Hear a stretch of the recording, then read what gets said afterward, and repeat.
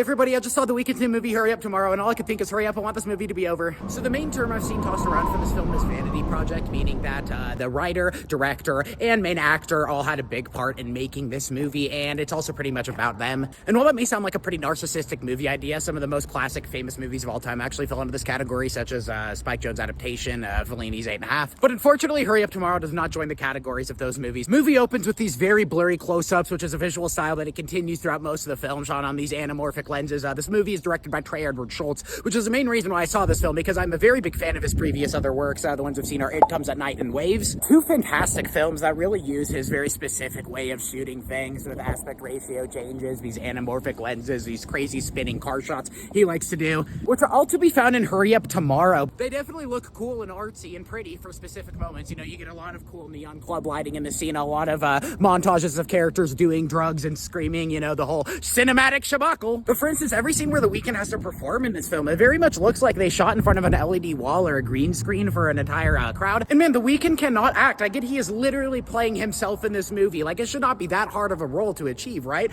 And you know, there's some scenes where he gets to cry, and yeah, you know, he manages to form a tear now and then, but by God, these line deliveries are terrible. This romance and chemistry with Jenna Ortega too, you know, they do the whole classic thing where he sees her in the crowd of a concert, and then they bump into each other, and then they fall in love, and oh my God, there is no chemistry here at all. It's just such a bland presentation, you know. They're doing the whole love montage thing. They even do the roller coaster and Ferris wheel ride. You know, cute lovers in public scene. It just feels completely out of nowhere. Super, super weird, super cringy. Nothing feels natural at all. I don't know why these blocking choices were made, these line delivery choices were made, and then they were just crying in each other's arms in these artsy wooden ways. And yeah, this just does not come across together as a scene or look like human beings at all. And this is how most of the film feels. The film, when it enters its surreal, abstract areas, the only thing you can get out of these is some pretty Trey Edward Shults visuals. Because it's all stuff we've seen before, and it comes across as pretentious to think that, oh, you know, The Weeknd getting jump scared in the hallway, or this fire scene that I'm not going to spoil, but it's just kind of like, all right, cool.